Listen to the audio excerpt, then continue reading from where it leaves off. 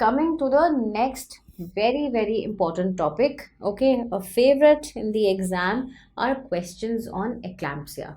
Okay, eclampsia, we've already discussed what is eclampsia. It is preeclampsia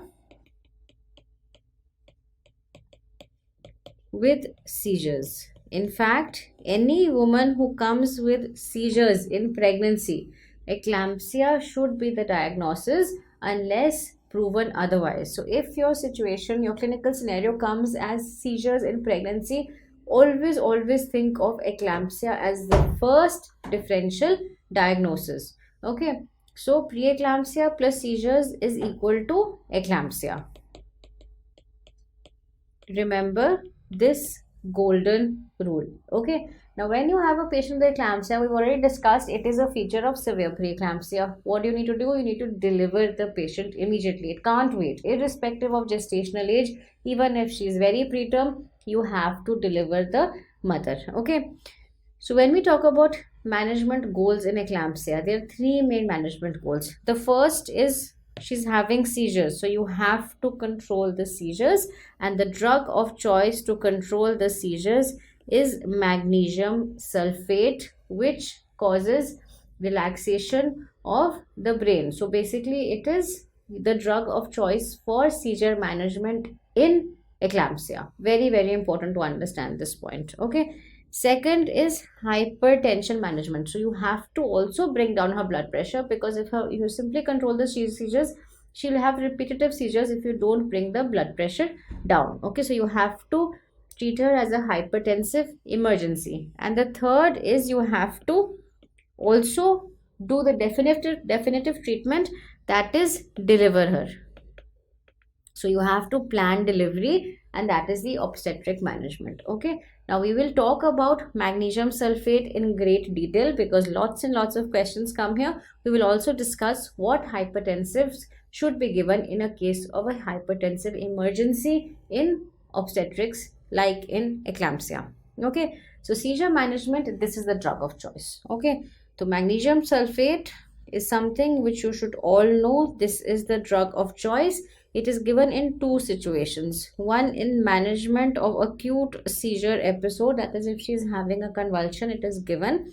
It is also given to prevent eclampsia in women who have severe preeclampsia. Okay, it is also given as a tocolytic, and it also acts as a neuroprotective agent in preterm infants. Okay, so if a woman comes in preterm labor, it is also given as a neuroprotective agent. But here we'll be concentrating on how to treat eclampsia and how it is given to prevent eclampsia from happening. Okay, now remember what we do when we give magnesium sulfate for eclampsia is we give it by what is called the Pritchard regime. Remember this. Okay, Pritchard, there are several regimes available. The most common are the Pritchard regime and the Zuspan regime. Pritchard regime is the preferred type of regime in our country. Okay, and Pritchard regime basically consists of a loading dose and a maintenance dose. Okay, so if a woman comes with an acute seizure episode, the first thing we do is we stabilize her, we resuscitate her, and then we give her magnesium sulfate as a loading dose, and then we continue it as a maintenance dose. Okay, so a loading dose is given. This is very important. You should know this on your fingertips. Okay, the loading dose is given as 4 gram of a 20% magnesium sulfate solution intravenous. Okay, and also a 10 gram intramuscular dose of a 50% solution. So remember, 4 grams intravenous of a 20% solution and 10 grams intramuscular of a 50% solution. Now remember, whenever you're giving magnesium sulfate intravenous, you can't give a very high concentration, and hence it is given as 20%. Okay, so but the ampules available in the market commercially are all 50% magnesium sulfate. So we have to dilute this to lower the concentration and make it 20%. This is a very important concept. It's been asked in the exams earlier, and we will discuss this in the next slide. Okay, but remember, the loading dose is given both IV and IM. So 4 gram IV of a 20% solution, because you can't give very high concentrations intravenous, and IM dose is 10 grams of a 50% solution. So you have a total of 14 grams is your loading dose. All right. Now maintenance dose is then continued after the loading dose. You every 4 hourly you give 5 grams intramuscular of a 50% solution, okay, on alternate buttocks, okay, and you continue this when till, so you keep giving the maintenance dose for 24 hours after delivery or the last seizure, whichever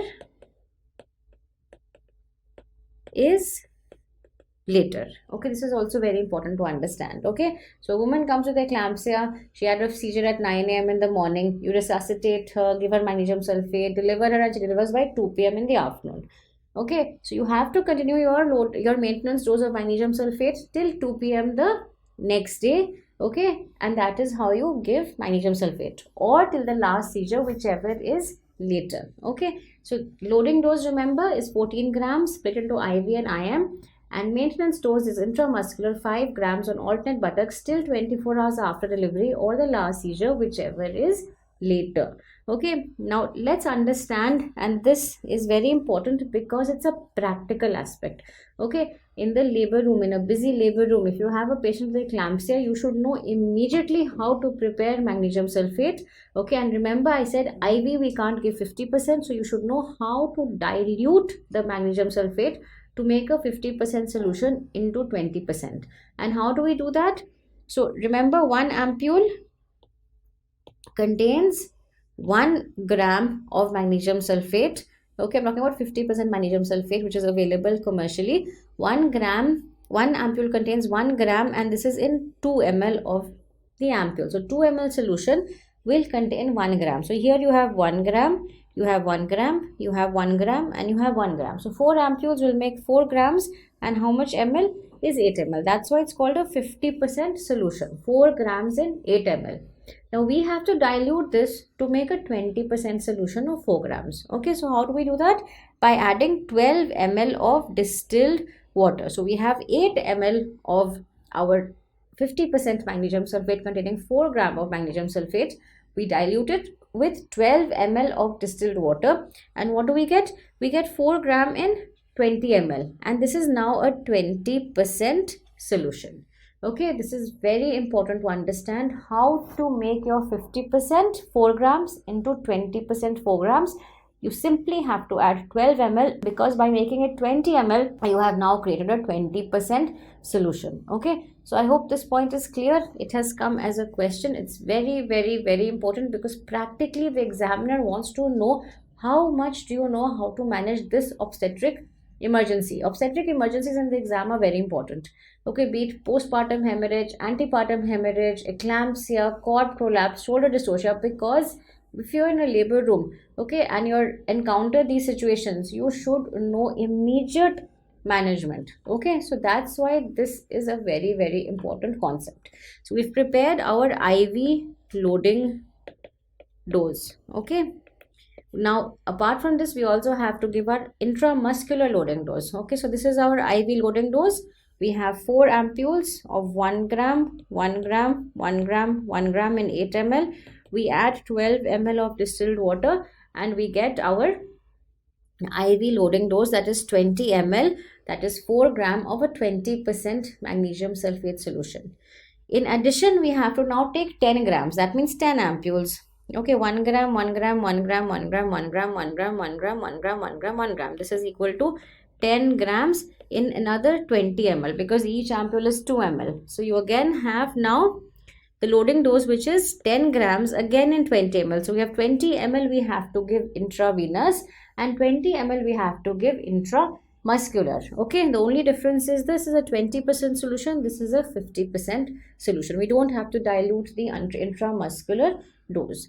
Remember also, the IV dose is given slowly at the rate of 1 gram per minute. So the entire 4 grams is to be given over 4 minutes. So it's to be given slow intravenous. Okay, so slow IV plus IM is the entire loading dose. Once you've given the loading dose of 14 grams, 4 grams plus 10 grams, then we give the maintenance dose, and the maintenance dose is 5 grams intramuscular fourth hourly. Okay, so you have these 5 ampules of 50% magnesium sulfate, and this is given in alternate buttocks. Okay, every 4 hourly till when?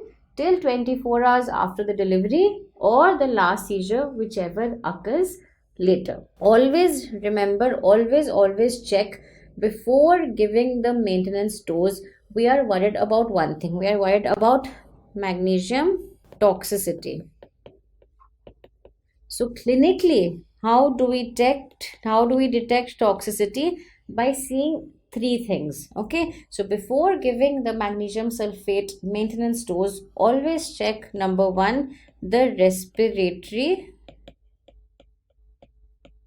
rate.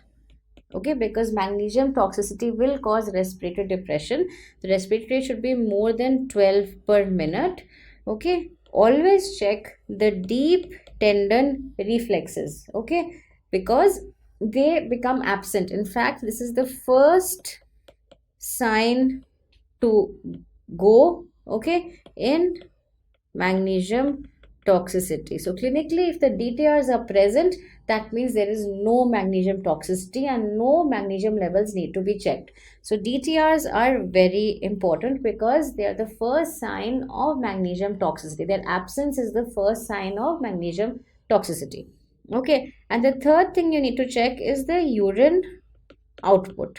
Okay, and why is this important? Not because magnesium toxicity causes renal failure. It's important because magnesium is excreted through the kidneys, and preeclampsia, eclampsia can cause renal impairment. So if the output is less than 30 ml per hour, so your output should be more than 30 ml per hour. If it is less than this, that means there is renal impairment. Magnesium is not getting excreted sufficiently and it may pile up in the blood and lead to magnesium toxicity.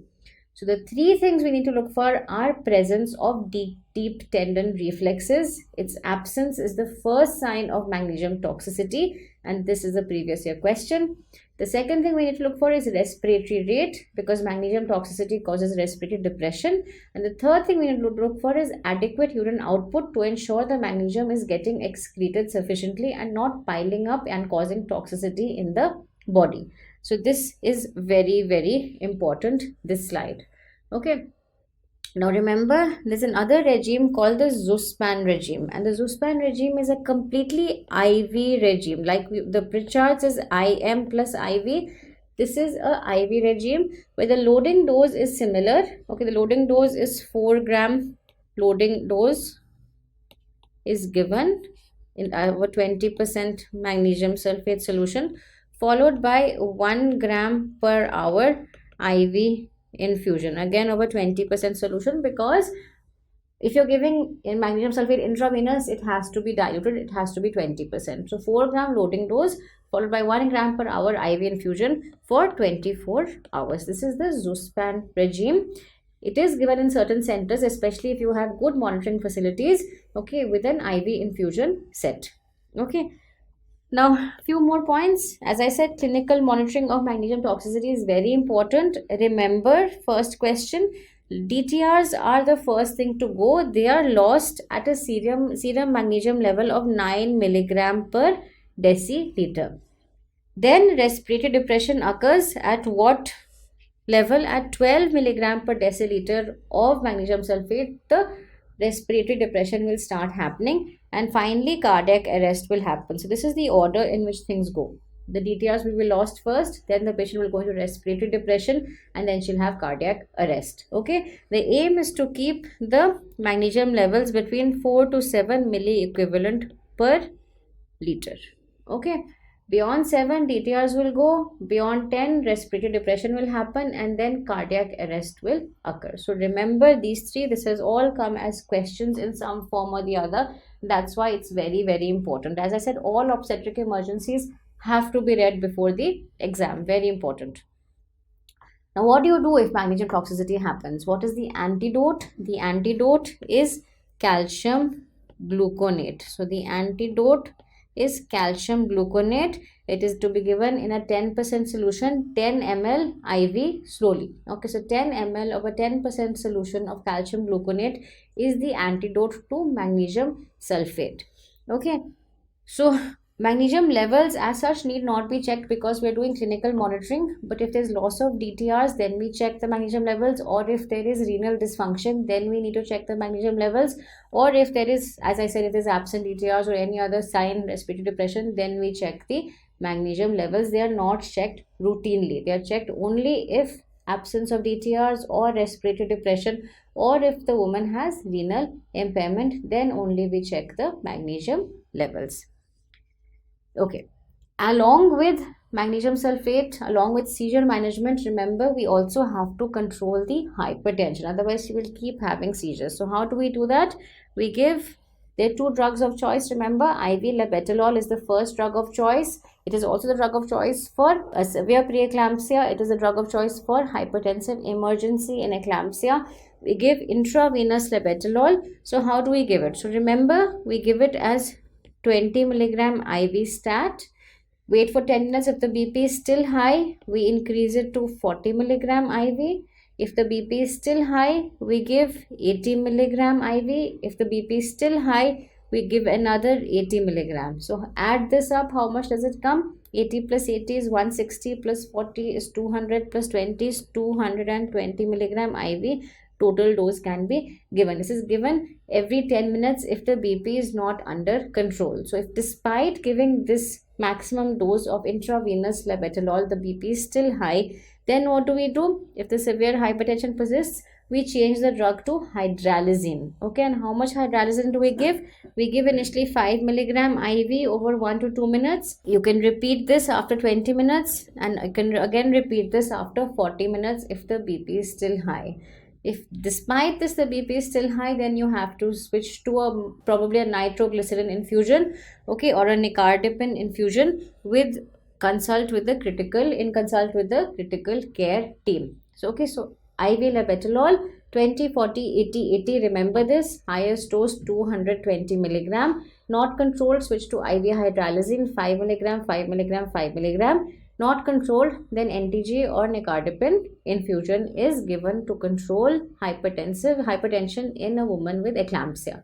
So we've got seizure management, we've controlled her blood pressure, now we deliver her. These are the 3 rules of treatment of eclampsia. Okay, so obstetric management, delivery is to be expedited. Okay, cesarean section is only for an obstetric indication. Remember, eclampsia, I said, is not an indication for a cesarean section. Okay, it may be required, but only for an obstetric indication. Say you've induced her, she's failed induction, or there's fetal distress, or there's placenta previa. Then only you will do the cesarean section. Okay, also remember she may have HELP syndrome also. So she may require a platelet transfusion if the platelet count is less than 50,000. Okay, also remember that if the platelet count is less than 50,000, avoid spinal anesthesia.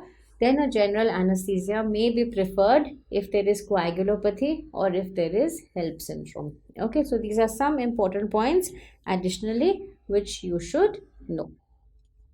And as before, during a normal delivery also, avoid fluid overload because of the risk of pulmonary edema. Okay, this holds true for any patient with severe preeclampsia or eclampsia.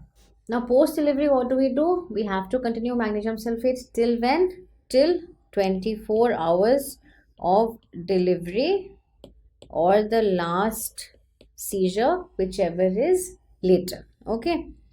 Again, what are the drugs considered safe in lactation? It's the same mnemonic which we had discussed earlier, N-calm. Okay, what is N? E is enalapril. What is N? N is nifedipine. What is C? C is captopril. A is atenolol. L is labetalol. And M is metoprolol. So these drugs are safe in lactation. Okay, so this patient should be followed up, okay, at 6 weeks and at 12 weeks. If the blood pressure is persisting beyond 12 weeks, then she is relabeled as chronic hypertension.